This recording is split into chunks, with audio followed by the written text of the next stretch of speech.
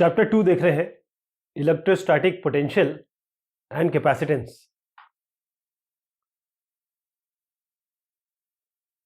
एक डाइपोल अगर हम बात करें तो किसी एक्सटर्नल बाहर की इलेक्ट्रिक फील्ड में पोटेंशियल एनर्जी क्या होगी डाइपोल की। यहां पर एक डाइपोल है, यहां माइनस क्यू चार्ज है, यहां प्लस क्यू चार्ज है, इनके बीच में दूरी है 2a। तो ये इलेक्ट्रिक डाइपोल है जो a और b से यहां दिखाया गया है, और यहां पर इलेक्ट्रिक फील्ड आपकी x डायरेक्शन में है। ये इलेक्ट्रिक फील्ड का डायरेक्शन है, यहां जो लाइनें आपको दिख रही हैं। ये जो डाइपोल है ये थीटा एंगल बना रहा है, यानी कि ये इलेक्ट्रिक फील्ड है और ये डाइपोल है, तो ये थीटा एंगल बन रहा है यहां पे। और डाइपोल मोमेंट हम जानते हैं Q इंटू 2a होता है, डाइपोल मोमेंट होता है ये, और ये AB डायरेक्शन में है, इस डायरेक्शन में होगा ये, यहां से यहां। तो जो इलेक्ट्रिक पोटेंशियल होगी इस डाइपोल की, इसका मतलब ये होगा कि जो अलजेब्रिक सम है इसके कारण पोटेंशियल एनर्जी इसके कारण और पोटेंशियल एनर्जी इसके कारण, इन दोनों को हम जोड़ देंगे। तो हम क्या करते हैं कि शुरुआत में जब मतलब आर्बिट्रेरीली जो पोटेंशियल है पोजीशन माइनस क्यू इस जगह पे हम कहते हैं कि ये जीरो है। अब हम क्या करेंगे, पोटेंशियल ये नापेंगे, पोटेंशियल एनर्जी ये नापेंगे और पोटेंशियल एनर्जी प्लस क्यू का नापेंगे इस माइनस क्यू के रिस्पेक्ट में, और ये पूरे डाइपोल की पोटेंशियल एनर्जी हो जाएगी। तो चूंकि जो इलेक्ट्रिक फील्ड है वो आपकी एक्स डायरेक्शन में है, इलेक्ट्रिक फील्ड क्या होगी, ये होगी वीबी माइनस वी ए, यहां से यहां बाय एसी, यानी कि delta we by delta x. ये एसी, इनके बीच में दूरी है एसी, वो ये हो गया डेल्टा वी, यानी कि आपका वीबी माइनस वीसी, यहां जो पोटेंशियल होगा, यहां जो पोटेंशियल होगा उसका पोटेंशियल डिफरेंस, ये हम ऑलरेडी देख चुके हैं। अब एसी क्या है, व्हाट इज दिस एसी, ये ए बी है, तो एसी क्या होगा, ये थीटा है तो ये भी थीटा होगा, है ना, करस्पॉन्डिंग एंगल है। तो 2a का कॉस ये होगा AC cos, basically A B का कॉस कंपोनेंट यहां होगा, AC will be 2a into cos theta. तो एसी की जगह आप 2a कॉस थीटा लिख सकते हैं। अब हमने आर्बिट्ररी मांगा कि वी ए, यहां पोटेंशियल ए पे जीरो है, तो ये इसको हम जीरो कर देंगे, इसको हम जीरो कर देंगे, तो minus v b by 2a cos theta आ गया। यानी कि अगर आप वी बी निकालना चाहे तो 2a कॉस थीटा को ई के साथ ले जाइए, माइनस ई 2a कॉस थीटा आ गया। अब पोटेंशियल एनर्जी क्या होगी, प्लस क्यू की। अब क्योंकि माइनस क्यू के कारण क्यू आया, क्यू कहीं से भी आया, इनफाइनाइट से लाया, कहीं से भी लाया आप, तो क्यू जब आया, जब ये एग्जिस्ट हुआ तो एक एनर्जी आई, एनर्जी जो है वो किसके कारण होगी, जो पोटेंशियल वीबी जो इस जगह पे मिला हमें, और यहां पर एक चार्ज आया क्यू, इस जगह पे पोटेंशियल क्या था, ये जो हमने अभी निकाला, और एक चार्ज हमारा क्यू यहां पर आया, तो हमने कहा कि ये क्यू इंटू वी बी कर दें, इसको मल्टीप्लाई कर दें। अब इसमें क्या है कि क्यू इंटू 2a, इसको हम ले लें p, तो ये हो गया ई पी कॉस थीटा, और ये ई पी कॉस थीटा मतलब क्या होता है, ई डॉट पी, है ना, डॉट प्रोडक्ट हो गया। यानी कि जो पोटेंशियल एनर्जी है इस डाइपोल की वो हो गई minus E dot P, right, इसको हम इस तरीके से कह सकते हैं। इसमें कुछ पॉइंट्स नोट करना आवश्यक है, क्योंकि हम कह रहे हैं ये ईपी कॉस थीटा है, तो थीटा अगर जीरो है तो क्या होगा, थीटा अगर पाई बाय 2 है तो क्या होगा, यानी कि ये इलेक्ट्रिक फील्ड है, अगर डाइपोल इसी डायरेक्शन में है तो क्या होगा, और डाइपोल अगर इस तरीके से डायरेक्शन है, यानी कि प्लस क्यू और माइनस क्यू यहां पर है, तब क्या होगा, प्लस क्यू और माइनस क्यू यहां पर इस डायरेक्शन में है, तो क्या है, ये इलेक्ट्रिक फील्ड की डायरेक्शन है, तब क्या होगा। अब देखिए, कॉस की जगह आप थीटा की जगह जीरो रख दें, कॉस 0 1 होता है, ईपी हो जाएगा। कॉस थीटा की जगह पाई बाय 2 रख दें, यानी कि इस केस में, तो आप देखेंगे कि जीरो हो जाएगा। यानी कि यदि एक्सिस की बात करें, यदि एक्सिस आपकी डाइपोल की नॉर्मल है, इससे नॉर्मल है इलेक्ट्रिक फील्ड से, तो आपकी पोटेंशियल एनर्जी जीरो आ रही है, जबकि अगर थीटा जीरो है, यानी कि इस डायरेक्शन में ही है जिस डायरेक्शन में इलेक्ट्रिक फील्ड है, तो आपका पी आ जाएगा, राइट। और माइनस में है तो ये एक मिनिमम वैल्यू है पोटेंशियल एनर्जी की, माइनस है। इसका मतलब ये होगा कि हमेशा डाइपोल कोशिश करेगा कि वो ऐसी इस तरीके से अरेंज हो जाए कि वो मतलब ये किसी भी डायरेक्शन में हो, इसकी कोशिश ये रहेगी कि वो इस तरीके से मूव करे ऐसे, और वो इसी डायरेक्शन में आ जाए, पैरेलल आ जाए। ध्यान रखिएगा कि हर एक सिस्टम ट्राई करता है कि उसमें कम से कम एनर्जी हो, हर आदमी शांति पसंद होता है, हर एक मैटर शांति पसंद होता है। तो थीटा अगर पाई है तो ये अनस्टेबल हो जाएगा, यानी कि अगर ये इधर पे हो गया, ये इधर पे हो गया, तो अनस्टेबल हो जाएगा, ये घूमने की कोशिश करेगा, टॉर्क लगेगा इसमें। Electrostatics of conductor. अब जब मेटालिक कंडक्टर को इलेक्ट्रिक फील्ड में रखा जाए, या ये कहे कि जब इलेक्ट्रिक चार्जेस हम कंडक्टर पे रखें तब क्या क्या होता है, तब क्या चीजें परिवर्तित होती है, क्या क्या इफेक्ट पड़ता है। तो आप देखें कि जो मान लीजिए एक कंडक्टर है, कंडक्टर क्या होता है, जो इलेक्ट्रिसिटी कंडक्ट करता है, चार्ज कंडक्ट करता है, उसमें फ्री इलेक्ट्रॉन्स होते हैं।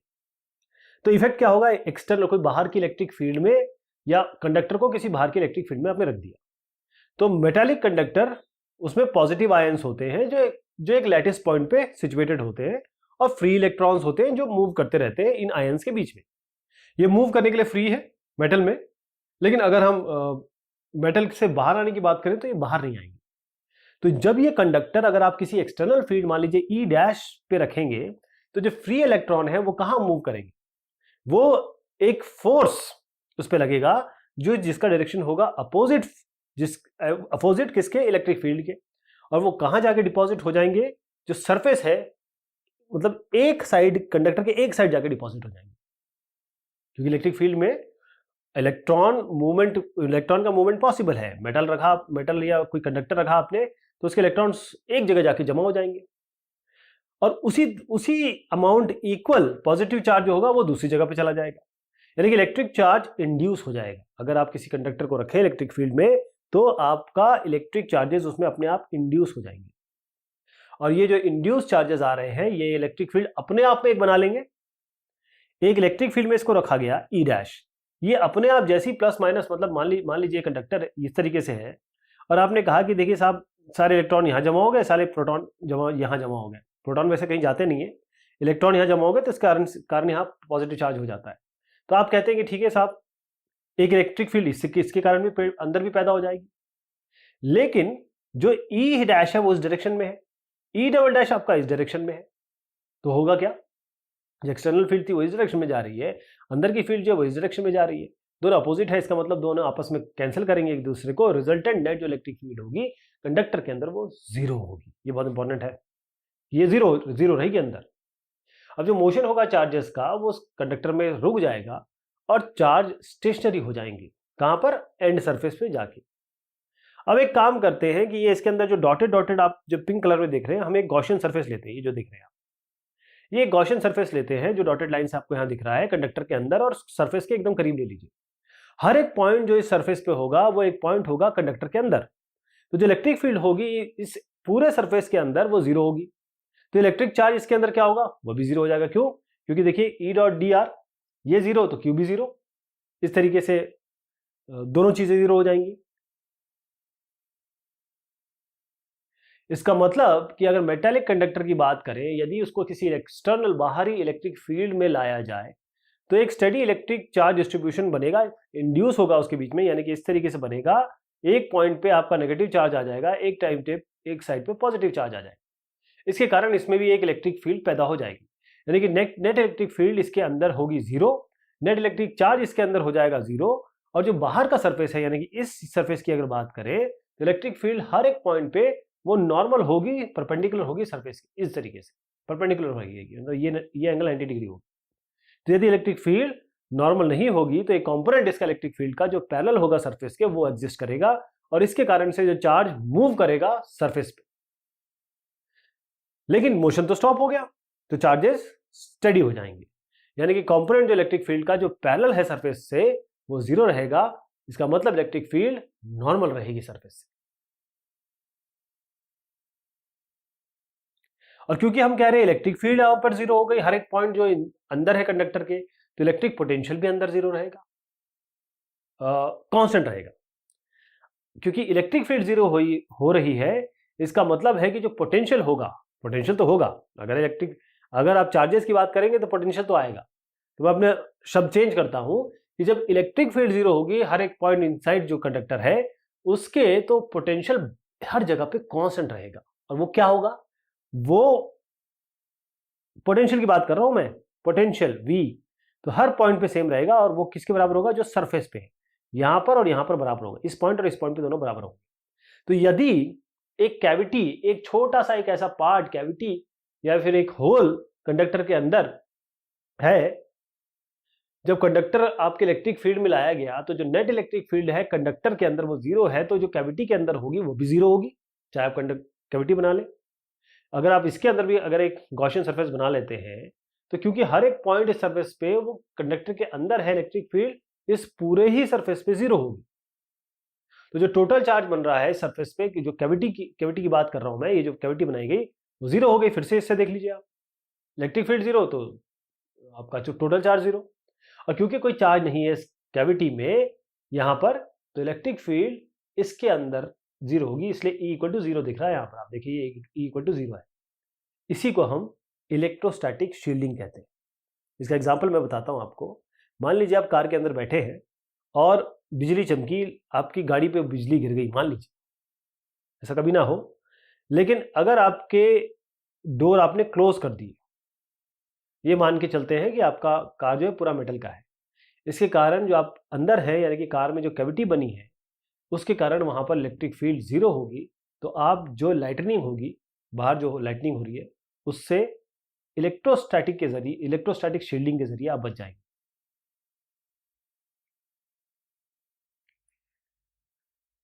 अब यदि ये कंडक्टर है, उसके ऊपर हम चार्ज रख रहे हैं, अब क्या होगा? तो हमने जो अभी डिस्कशन किया, हमने देखा कि क्या मेटालिक कंडक्टर को जब हम एक इलेक्ट्रिक फील्ड में रखते हैं तो उसके अंदर क्या परिवर्तन होते हैं, इलेक्ट्रॉन एक जगह खिसक जाते हैं, पॉजिटिव चार्ज एक जगह हो जाता है।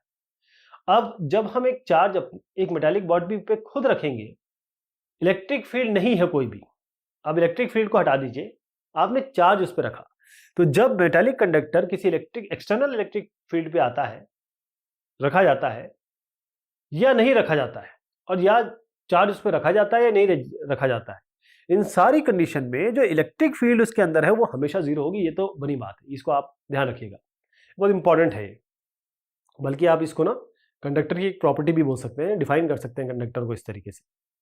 अब जब चार्ज अपने कंडक्टर के पे प्लेस किया, तो हमने कहा किया इसके बाहर पे आउटर सरफेस पे कंडक्टर के यहां पर चार्ज दे दिया। अब इसको हम इस तरीके से समझ सकते हैं कि जो इलेक्ट्रिक फील्ड अंदर कंडक्टर के है वो तो जीरो है, तो गॉसियन सरफेस बना देते हैं, एक डॉटेड सरफेस लेके सरफेस के अंदर, सरफेस के बहुत क्लोज बनाते हैं, तो हर एक पॉइंट जो इसके अंदर है सरफेस के और जो सरफेस पे नहीं है, तो जो इलेक्ट्रिक फील्ड होगी हर एक पॉइंट पे इस सरफेस पे जीरो होगी, और गॉस थ्योरम से जो चार्ज इनक्लोज होगा, चार्ज जो इनक्लोज है इस सरफेस द्वारा भी जीरो ही होगा। मैं इसकी बात कर रहा हूं, तो एक स्टेबल कंडीशन में जो चार्ज है वो स्टडी होंगे सरफेस पे, ये बताता है कि जो इलेक्ट्रिक फील्ड है वो लोकली नॉर्मल होगी सरफेस की। तो जो इलेक्ट्रिक फील्ड है किसी भी पॉइंट पे, चार्ज कंडक्टर की बात कर रहे हैं, वो क्या होगी? इलेक्ट्रिक फील्ड होती है सिग्मा बाय एप्सिलॉन नॉट, ये होती है इलेक्ट्रिक फील्ड किसी भी चार्ज कंडक्टर पे, जिसमें एन नॉट क्या है, यूनिट वेक्टर है जो कहां से निकल रहा है, सरफेस से नॉर्मली निकल रहा है। अगर आप इसको और थोड़ा सा आगे समझ के देखें तो हम एक काम करते हैं, गॉसियन सरफेस ही बना लेते हैं, एक पिल बॉक्स बना लेते हैं, एक सिलेंडर, जो कि आप यहां देख पा रहे हैं बहुत छोटा सा है, लेकिन ये इसको देखिएगा, ये आपका एक सिलेंडर हमने बनाया है ना, बहुत छोटा सा इसका लेंथ लेंगे और बहुत स्मॉल इसका एरिया ds करके ले लेते हैं, बहुत स्मॉल एरिया। अब इसमें देखिए यहां पर सरफेस है, ये जो सिलेंडर है ये आधा बाहर है आधा अंदर है, आधा अंदर है बाहर है, राइट। तो जो टोटल चार्ज इनक्लोज होगा इस पिल बॉक्स में क्या होगा? आपने कहा कि सिग्मा होता है Q बाय जो आपका क्रॉस सेक्शन एरिया होता है, यहां पर हम क्रॉस सेक्शन एरिया को ds मान रहे हैं, तो चार्ज क्या होगा? Q will be equal to sigma into ds, sigma into ds, इस तरीके से हो जाएगा। तो ये चार्ज हो गया, सिग्मा क्या है? सरफेस डेंसिटी है जो चार्ज इस कंडक्टर पे है। तो हर एक पॉइंट जो सरफेस पे होगा कंडक्टर, जिसमें E वो परपेंडिकुलर होगी, इलेक्ट्रिक फील्ड परपेंडिकुलर होगी, या कहें लोकल सरफेस एलिमेंट से परपेंडिकुलर होगी, यानी इसका मतलब ये है कि E पैरेलल है ds के।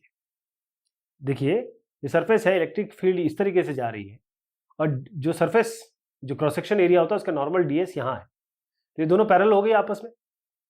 लेकिन जब अंदर की बात करेंगे, अब अंदरूनी की बात करें, इसकी बात करें, अंदर तो ये इलेक्ट्रिक फील्ड जीरो है, तो जो फ्लक्स जो आ रहा है क्रॉस सेक्शन से, या कहे इस पिल बॉक्स जो हमने बताया, इस सरफेस में तो जीरो होगा, राइट।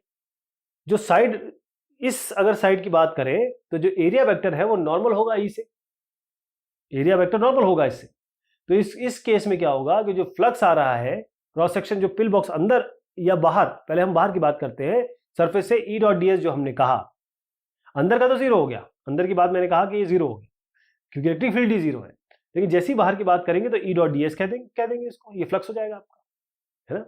तो ई डॉट डी एस हो जाएगा, तो टोटल फ्लक्स क्या है, E dot D S. E dot D S हमको यहां से भी मिल ही रहा था, ई डॉट डी एस हमको यहां से भी मिल रहा था, ये ई है, ये डी एस, ये देखिए यहाँ पर ई और डी एस, बाहर के एरिया के बारे में बता रहा हूँ। तो गॉस थ्योरम के हिसाब से ई डी एस किसके बराबर होता है, Q bye epsilon not, right. अब क्यू की जगह आप सिग्मा डी एस रख दीजिए, तो यहां पर क्या आएगा आपका ई, इस जगह पे अगर आप चाहें तो ई आपका ये डी एस, इन दोनों में डी एस कैंसिल कर दीजिए, ई हो जाएगा सिग्मा बाय एप्सिलॉन नॉट।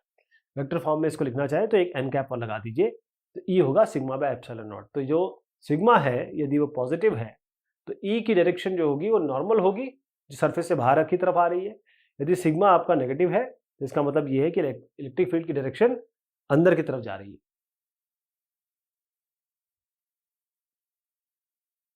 अगर आप कोई थोड़ा सा चार्ज इस कैविटी के अंदर रख दें कंडक्टर के, तो जो चार्जेस है वो इस तरीके से इंड्यूस होंगे सरफेस पे कैविटी के, मतलब ये आपका कंडक्टर है और यहाँ पर ये कैविटी है, यहाँ पर जो चार्ज इंड्यूस होंगे सरफेस पे इस कैविटी के, या ये कहें कि जो आउटर सरफेस है कंडक्टर का, जो इलेक्ट्रिक फील्ड के कारण, जो उसके कारण इलेक्ट्रिक फील्ड बनेगी, जो अंदर है कंडक्टर के, लेकिन जो बाहर है कैविटी के वो जीरो रहेगा। तो जो इलेक्ट्रिक फील्ड कैविटी के अंदर होगी वो नॉन जीरो रहेगी, और जो इलेक्ट्रिक फील्ड बाहर की है, बाहर इसकी कैविटी के बाहर, outside the conductor, because of this charge, इस चार्ज के कारण वो नॉन जीरो रहेगा।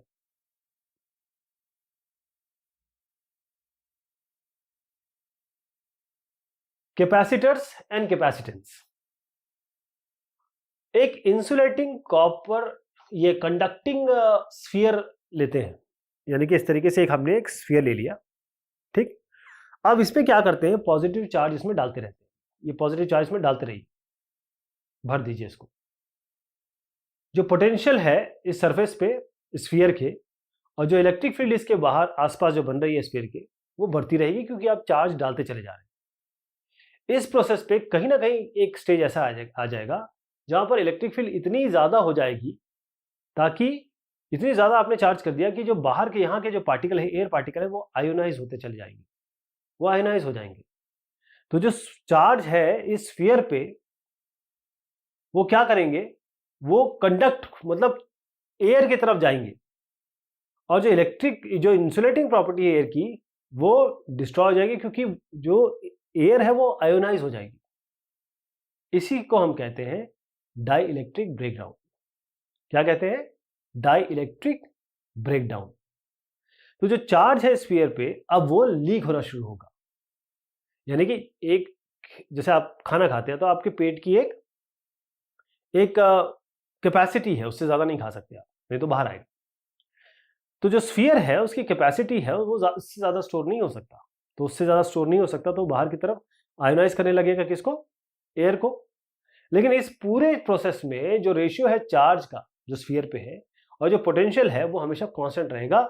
ये जो सी मैं कह रहा हूं, ये इसी को हम कैपेसिटेंस कहते हैं, यानी कि रेशियो जो चार्ज और पोटेंशियल का है वो हमेशा कांस्टेंट रहेगा।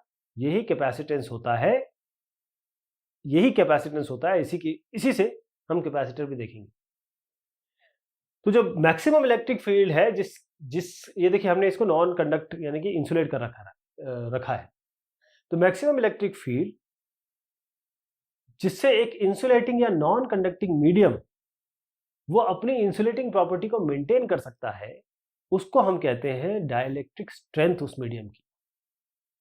या इसको इस दूसरे शब्दों में कहूं तो कम से कम इलेक्ट्रिक फील्ड जो आयोनाइजेशन को स्टार्ट कर देती है एयर के किसी एक कंडक्टिंग मीडियम में, उसे हम उसकी डाइलेक्ट्रिक स्ट्रेंथ कहते हैं, जिसको हम डाइलेक्ट्रिक स्ट्रेंथ कहते हैं। हवा के लिए, एयर के लिए जो डाइलेक्ट्रिक स्ट्रेंथ है वो करीबन 3000 इसकी वैल्यू इतनी आती है। अगर हमको ये जो कैपेसिटी है उसको इंक्रीज करना हो, हमने कहा कि भाई C इसका कैपेसिटेंस है, इसके आगे ना ये और नहीं कर पाएगा, इसको ना आगे वो करना पड़ेगा, आयनाइज करना पड़ेगा, ये बाहर की तरफ चार्ज छोड़ने लगेगा। तो अगर हम इंक्रीज करना चाहते हैं कैपेसिटी स्फीयर की ताकि ये और चार्ज स्टोर कर सके, तो कर क्या सकते हैं हम एक काम करेंगे कि एक और कंडक्टिंग स्फीयर इसके करीब लेके आ जाएंगे, जो आप यहां पर देख पा रहे हैं। देखिए एक है, दूसरा हम इसके तरफ करीब ले आएंगे। जैसे हम करीब लाएंगे ये जो पॉजिटिव चार्ज इसके कारण है, तो इस पॉजिटिव चार्ज के कारण सारे इलेक्ट्रॉन जो है इस तरफ भागेंगे, यानी कि ये नेगेटिव चार्ज, ये एरिया नेगेटिव हो जाएगा और ये आपका पॉजिटिव हो जाएगा, क्योंकि नेगेटिव यहाँ मतलब सारे के सारे इलेक्ट्रॉन इस तरफ आ गए, राइट। अब उसके बाद हम क्या करेंगे कि क्योंकि यहाँ नेगेटिव चलेगा तो यहाँ पॉजिटिव बन गया, अब इसको हम अर्थ कर देंगे, ये अर्थ हो गया आपका। इसका मतलब ये है कि जो कैपेसिटी है कि चार्ज को ज्यादा स्टोर किया जा सके पहले स्फीयर में, वो बढ़ जाएगी। इस कंडीशन में भी जो Q है और V का जो रेशियो है दोनों स्फीयर में, वो हमेशा कांस्टेंट रहेगा। इसी रेशियो को हम कैपेसिटेंस कहते हैं। इन दोनों, ये या सिस्टम का है स्फीयर का, इस दोनों स्फीयर का सिस्टम। तो जो संख्या है कैपेसिटेंस की, वो डिपेंड करता है कि कितना डायमेंशन है इन स्फीयर का और क्या इनका अरेंजमेंट है और क्या मीडियम है इनके बीच में। तो अब हम आते हैं कैपेसिटर पे। ये हमने चीजें समझ ली, आपको कैपेसिटर की का बैकग्राउंड पृष्ठभूमि हमने तैयार कर ली। तो एक डिवाइस जो दो कंडक्टर द्वारा बनाया जाता है, जो एक दूसरे से इंसुलेटेड होते हैं, उसे हम कैपेसिटर कहते हैं। ये जो कंडक्टर है इसको हम कहते हैं प्लेट कैपेसिटर के। जो कंडक्टर है जिसमें पॉजिटिव चार्ज होगा उसको हम पॉजिटिव प्लेट कहेंगे, और जिसमें नेगेटिव चार्ज होगा उसको हम नेगेटिव प्लेट कहेंगे। ये जो चार्ज होगा पॉजिटिव प्लेट पे, उसको हम कहेंगे चार्ज कैपेसिटर पे है, और जो पोटेंशियल डिफरेंस होगा इन दो कंडक्टर के बीच में, उसी को हम पोटेंशियल डिफरेंस कहेंगे, दो प्लेट जो कैपेसिटर के हैं। तो जो कैपेसिटेंस होगा कैपेसिटर का, C will be equal to Q/V। जो SI यूनिट है इस कैपेसिटेंस की, वो है कूलम पर वोल्ट। ये बहुत महान साइंटिस्ट हुए हमारे माइकल फैराडे साहब, उनके नाम पे हम फैराड कहते हैं, कैपिटल F से इसको रिप्रेजेंट करते हैं। फैराड बहुत बड़ी यूनिट है प्रैक्टिकल पर्पसेस के लिए, इसलिए हम माइक्रो फैराड 10⁻⁻⁶, नैनो 10⁻⁹ और पीको 10⁻⁻12 फैराड, इसको हम प्रैक्टिस में यूज करते हैं। एक कैपेसिटर जिसका एक कैपेसिटेंस है, उसको हम इस तरीके से शो करते हैं, दो लाइनें इस तरीके से शो करते हैं। और जिसका वेरिएबल कैपेसिटेंस है, कैपेसिटेंस वेरी करता है, उसको हम इस तरीके से एक एरो डाल देते हैं। जो एक सिंगल कंडक्टिंग स्फीयर जिसका रेडियस r हो, जिसका चार्ज Q हो, इसको भी हम कैपेसिटर की तरह समझ सकते हैं, क्योंकि ये इसमें कोई ना कोई तो कैपेसिटी है चार्ज को स्टोर करने की। तो इस टाइप के कैपेसिटर जो दूसरे कंडक्टर है उसका, वो समझते हैं कि दूसरा कंडक्टर कहाँ है, वो हम मान देंगे इनफाइनाइट पे, क्योंकि हम यहाँ दो की बात कर रहे हैं। जब एक की बात करेंगे तो दूसरा इनफाइनाइट पे समझते हैं।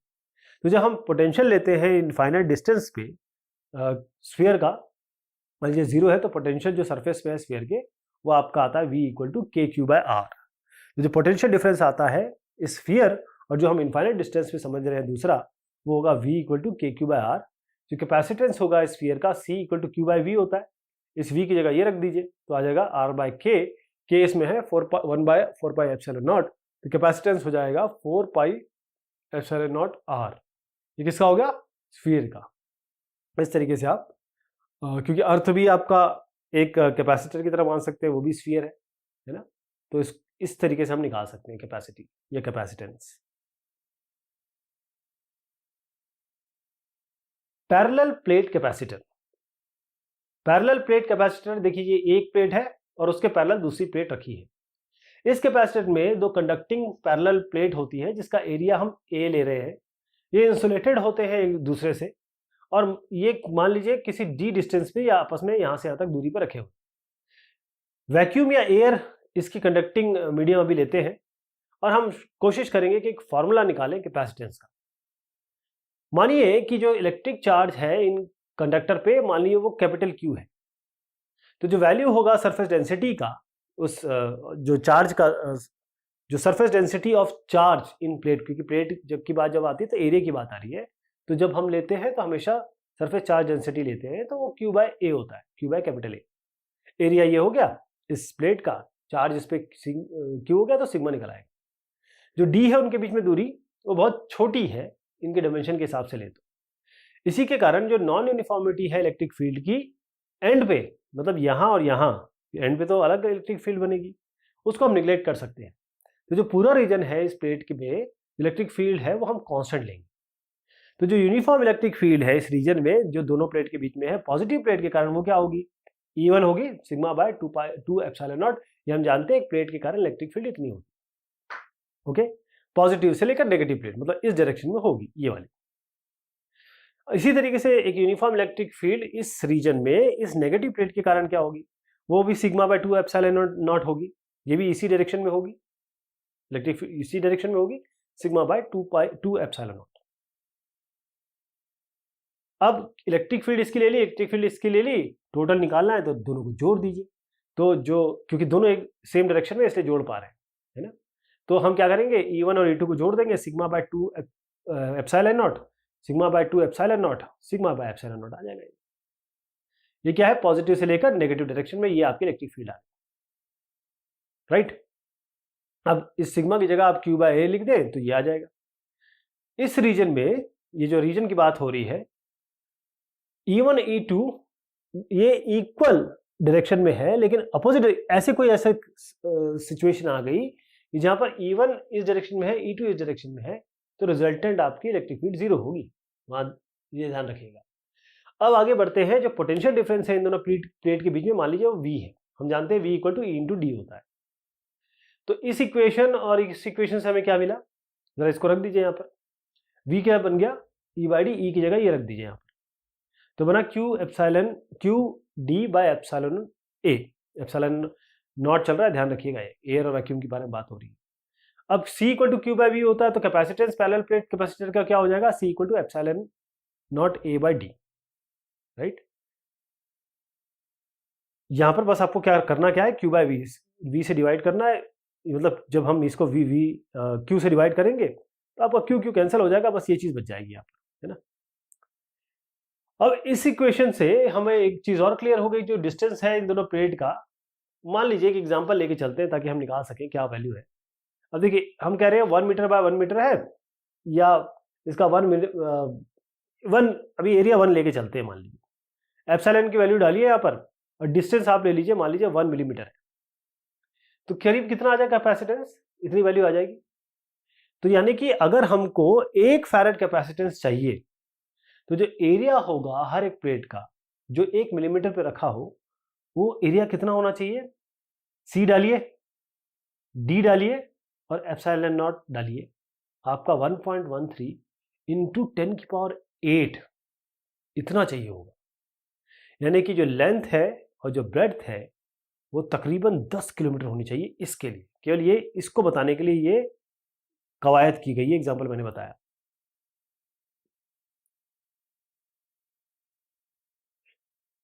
कैपेसिटर्स हैं, कैपेसिटर्स के कोई भी कॉम्बिनेशन हो सकते हैं। आप कैपेसिटर को इस तरीके से लगा सकते हैं सीधा सीधा, या आप कैपेसिटर को इस तरीके से लगा सकते हैं, इस तरीके से लगा सकते हैं। ये पैरेलल में हो जाएगा, ये सीरीज में हो जाएगा।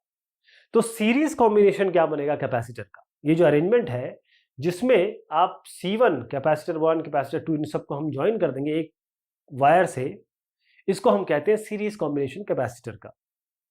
इसमें क्या है कि सब में एक ही चार्ज पास हो रहा होगा। देखिए सब में Q Q Q Q common है, पोटेंशियल डिफरेंस, पोटेंशियल जो है सबका अलग अलग है, कैपेसिटेंस तो खैर अलग है ही है। तो इस अगर मैं इन यहां से लेकर यहां तक का एक वैल्यू निकालना चाहूं कैपेसिटेंस का, तो क्या निकल के आएगा। तो उसके लिए हम क्या करेंगे, देखिए पहले ये समझिए कि यहां पर हमने जैसे ही यहां पर एक प्लस क्यू चार्ज भेजा बैटरी से, अपने आप यहां माइनस इंड्यूस हो गया, इस माइनस के कारण यहां प्लस इंड्यूस हो गया, इस तरीके से चलता रहा चलता रहा चलता रहा, यहां तक नेगेटिव आ गया। इस तरीके से एक चार्ज इंड्यूस हुआ, ये फर्दर जाता रहा, जितने कैपेसिटर है उनमें सेम चार्ज होगा। इसलिए मैं कह रहा हूं कि सब में सेम चार्ज है क्यू, राइट। लेकिन पोटेंशियल डिफरेंस अलग अलग है इन आपस की प्लेटों में, इसके और इसके बीच में पोटेंशियल अलग अलग है, ये V1 है V2 है। तो इससे इसका मतलब है मैं टोटल अगर V निकालूं, ये V तो किसके बराबर होगा, क्योंकि यही बैटरी तो दे रही है वो पोटेंशियल डिफरेंस, तो V1 V2 V3 Vn का जोड़ देंगे तो टोटल पोटेंशियल आ जाएगा। अब V क्या होता है, Q/C होता है, तो Q/C1 Q/C2 Q/C3, अब चार्ज मैंने कहा सेम है, तो इस V की जगह हम इस V को हम, ये जो V आया ना, इसको Q से डिवाइड करते हैं, मतलब ये साइड Q से डिवाइड कर देते, तो ये सारे Q जो है हट जाएंगे, Q को बाहर ले लीजिए, डिवाइड हो जाएगा।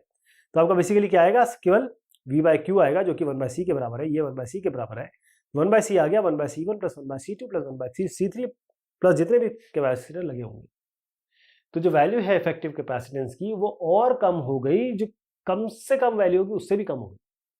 ये जो फॉर्मूला है, अगर आप पीछे जाएं और रेजिस्टेंस के बारे में बात करें, उससे उलट है। यदि कैपेसिटर को हम पैरेलल में लगाएं, यानी एक कैपेसिटर यहां हो, एक कैपेसिटर यहां हो, एक कैपेसिटर यहां हो, जो पोटेंशियल डिफरेंस हो तीनों के बीच में, जैसे तीन लगे हुए सब में V हो, लेकिन अब यहां पर जैसे Q चार्ज भेजा तो यहाँ Q1 यहां डिवाइड हो गया, Q1 यहां, Q2 डिवाइड हो गया, Q3 यहां डिवाइड हो गया, तो हम ये कह सकते हैं Q को हम Q1 plus Q2 plus Q3 कह सकते हैं।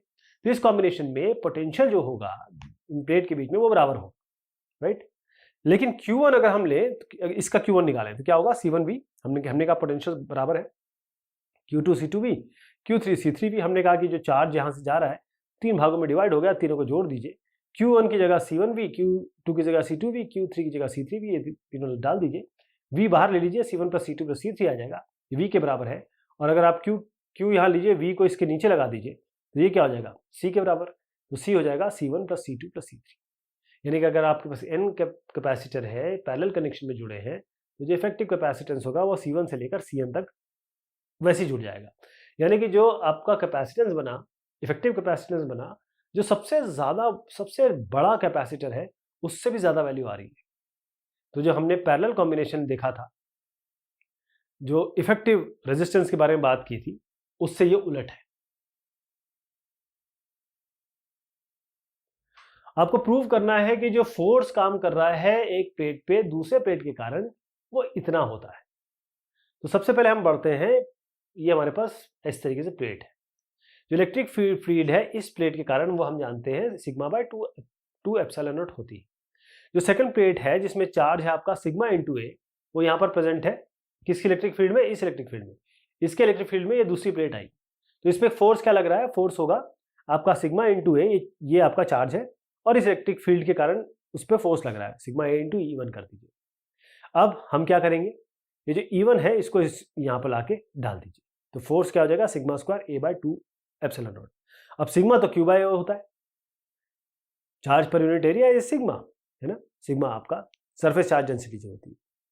अब इस सिग्मा की जगह आप Q/A रख दीजिए, इसका स्क्वायर कर दीजिए, थोड़ा सा इसको रीअरेंज करेंगे, एक जगह पे आप क्या करें कि जो सिग्मा, जो C है कैपेसिटेंस क्या होता है, एप्सिलॉन नॉट A/D, उसको भी यूज कर लें यहाँ पर, तो बेसिकली Q²/2DC आ जाएगा, फोर्स F निकालना है, फाइनली Q की जगह आप C²V² रख दीजिए, जो कैंसिल हो जाएगा, फाइनली ये आ जाएगा, ये आपका फोर्स है।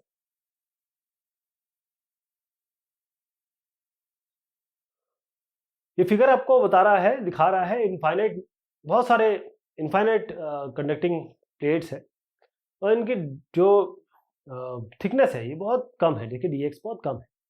जो कॉन्जिक्यूटिव प्लेट्स है वो सेपरेटेड कितने हैं, dx डिस्टेंस, और d डिस्टेंस पे यहां से यहां तक ये d डिस्टेंस तक सेपरेटेड है। तो जो हमको कैलकुलेट करना है वैल्यू कैपेसिटेंस की इस अरेंजमेंट में, तो जो कैपेसिटेंस होगा हर एक कैपेसिटर पे वो क्या होने वाला है, कैपेसिटेंस हम बोलते हैं कि एप्सिलॉन नॉट A/D होता है। हर एक प्लेट, क्योंकि दो दो प्लेटें आपस में है तो हम DC मानते हैं, एक का लेके चलते हैं, ये इन दोनों के बीच में एप्सिलॉन A/ इसको हम dx मानते हैं, छोटा सा डिस्टेंस, तो DC क्या हो जाएगा, एप्सिलॉन नॉट A/dx। अब क्योंकि ये सारे के सारे जो है आपके कॉम्बिनेशन में है, सीरीज कॉम्बिनेशन में है, तो फाइनल कैपेसिटेंस क्या होगा, इसके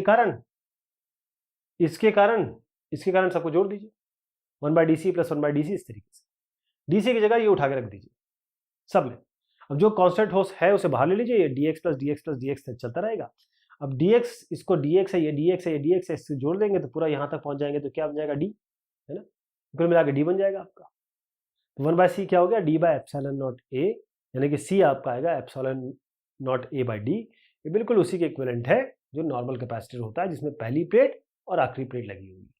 मतलब दो प्लेट के बीच में भी यही होगा, इसके बीच में भी यही आया। तो एक और पार्ट देखा हमने इस डिस्कशन का। बहुत शुक्रिया, बहुत मेहरबानी आप सभी की।